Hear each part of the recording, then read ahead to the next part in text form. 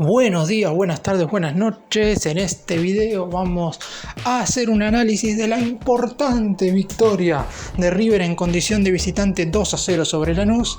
Era un compromiso que el equipo de Martín de Michelis tenía que ganar sí o sí. Y si bien es cierto que siguió mostrando algunas dudas, sobre todo en respecto a lo defensivo, la realidad es que por lo menos se vio un equipo un poco más comprometido, sobre todo en los minutos finales del partido, donde claramente contra Arsenal le faltó para ir en la búsqueda del empate. En esta oportunidad no le faltó para ir en búsqueda de ese tan ansiado segundo gol.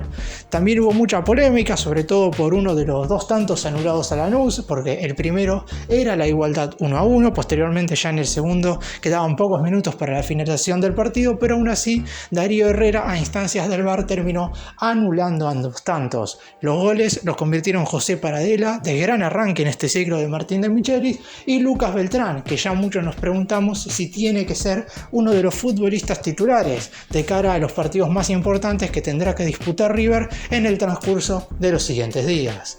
¡Empecemos!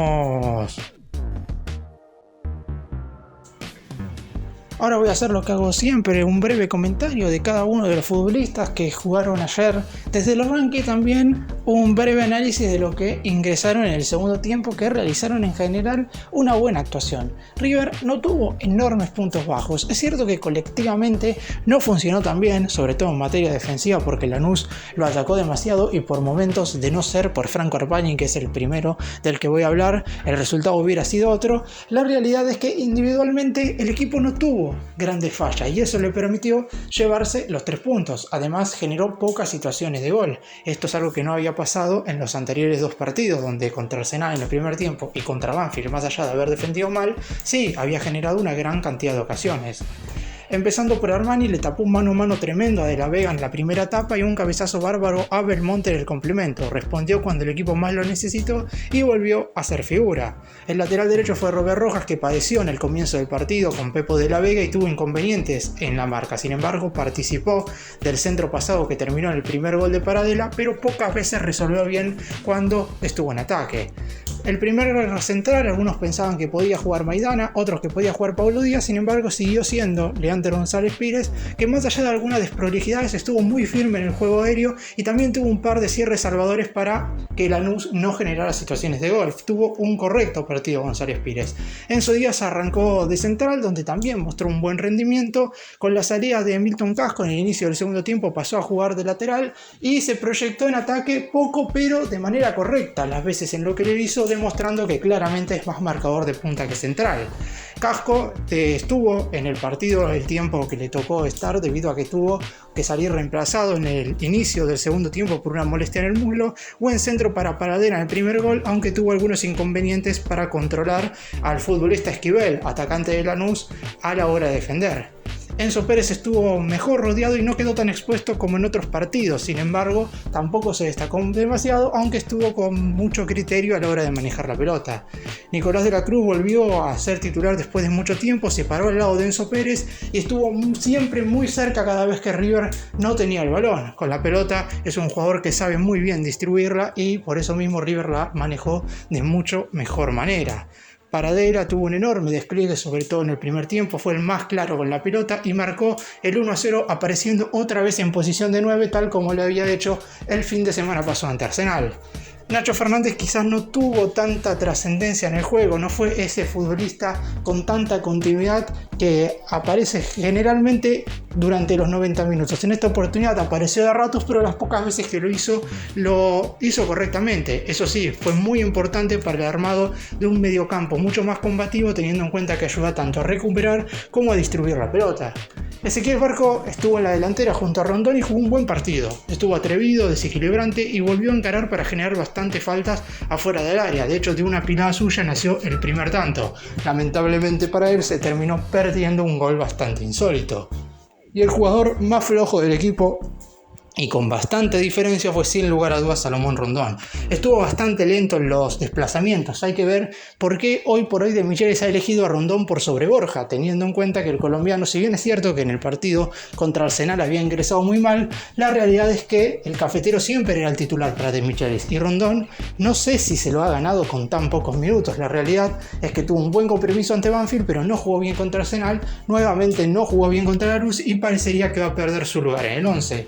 Quienes ingresaron en el segundo tiempo: Paulo Díaz, que a pesar del largo parate mostró alguna solidez, aunque la única que perdió en las alturas terminó siendo el gol de Lema, anulado por el VAR, por lo que se puede decir que tuvo quizás un rendimiento desde que entró bueno, pero en el único fallo fue casi gol de Lanús. Ingresaron también Lucas Beltrán, que entró en un momento caliente del partido y la mandó a guardar en la primera que tuvo. Sentenció el 2-0 y a mi entender no hay ninguna manera de que no sea titular en el próximo compromiso. También entraron Rodrigo Aliendro, Agustín Palavecino y Santiago Simón, todos en la mitad de la cancha, con el objetivo de que River, sobre todo en el tramo final del partido, recuperara la frescura como para que el balón no se le perdiera tan rápidamente y a su vez también poder presionar para recuperarlo rápidamente. Comenzamos ahora analizando primero la etapa inicial y después vamos con el complemento. La realidad es que cuando River tenía la pelota, la manejaba con mucho criterio, porque no perdía los balones rápidamente, y eso es algo que mejoró en relación a contra Arsenal, que siempre, cada vez que daba 3 o 4 pases hacia adelante y la perdía, siempre generaba una jugada de gol para el equipo rival. En esta oportunidad es cierto que Lanús provocó situaciones para convertir y tuvo chances verdaderamente importantes como para ponerse en ventaja. La realidad es que estas jugadas vinieron producto de que Lanús realizó algunos buenos ataques que provocaron justamente poder abrir el marcador, algo que no pudieron hacer debido a que en el arco estaba Franco Armani, porque la pelota que le tapa a Pedro de la Vega antes de que River se pusiera en ventaja es verdaderamente sensacional. Es cierto que no es la mejor definición del atacante del Granate, pero aún así hay un enorme mérito del arquero, que muy bien tapó el primer palo como para que la pelota, una vez rebotó en su cuerpo, se fuera por el palo derecho hacia el tiro de esquina. Y posteriormente, luego de esa jugada, una muy buena apilada de Barco por el costado izquierdo. Luego de una serie de toques, el balón termina desenvolviéndose y tocando hacia Rojas en el costado derecho. Este tira al centro muy pasado, casi con seguridad la idea no era esa, pero terminó saliéndolo bien porque Casco entró por detrás de todos con un toque sutil, mandó la pelota hacia el centro del área y Paradela nuevamente convierte un gol prácticamente como centro delantero. El exfutbolista de Gimnasia está siendo sin lugar a dudas de lo mejor de este inicio del ciclo de Michelis, y ahora lo está demostrando no solo con rendimientos quizás no tan buenos, pero sí muy regulares, porque lo que le pasaba a Paradela en el ciclo Gallardo es que podía jugar un partido muy bien, pero después los siguientes 2 o 3 compromisos eran de un nivel verdaderamente muy flojo. En esta oportunidad quizás no está teniendo enormes niveles consecutivos, pero no está teniendo ningún rendimiento flojo, y encima en los últimos 2 compromisos se dio el gusto de marcar un tanto. En esta oportunidad sirvió para que el Millonario se fuera al descanso ganando por 1-0. Es cierto que River no jugó mejor que Lanús, que el Millonario sigue teniendo una endeblez defensiva bastante importante, quizás en este partido en particular no tanto por las individualidades, porque como dije en el principio, los jugadores de River no estuvieron mal, estuvieron a la altura de las circunstancias. Sin embargo, colectivamente el equipo sigue sufriendo y depende exclusivamente del entrenador poder mejorar esta situación. Bueno, y vamos ahora con el segundo tiempo, donde quizás no podemos hablar mucho de juego en sí, porque el partido terminó siendo prácticamente igual en cuanto al segundo y al primer tiempo. No hubo muchas diferencias en lo que respecta a la posición de la pelota, que estuvo dividida. Si vamos al recuento final, 52% para River y 48% para Lanús, pero lo que sí hay que mencionar es las jugadas polémicas que tuvo este partido. La primera de todas llegaría a los 14 minutos del segundo tiempo, cuando River, a mi entender, se duerme totalmente en una pelota parada, marca muy pero muy mal. Cristian Lema, que ya sabemos que cabecea muy bien, seguramente es de los mejores rematadores de cabeza del fútbol argentino, cabecea de manera lícita en la puerta del área chica, venciendo a Armani. En la primera repetición ya todos nos percatamos de que el defensor paraguayo José Canale estaba en offside. Ahora lo que tenemos que preguntarnos es ¿qué tiene que ver la posición en offside de Canale con el cabezazo de Lema? En cuanto empezó la revisión en el VAR, nadie entendía lo que estaba pasando. No había obstrucción en la visión de Franco Armani y tampoco se llega a percibir si finalmente Canale toca la pelota o no. ¿Por qué es claro el offside en este caso? O por lo menos no es que sea claro, está claro que la jugada polémica está porque en primera instancia, si no existiera el VAR, el gol hubiera sido convalidado y la realidad es que nadie le hubiera caído ni al árbitro ni tampoco al juez de línea por haber dado este gol como verdadero.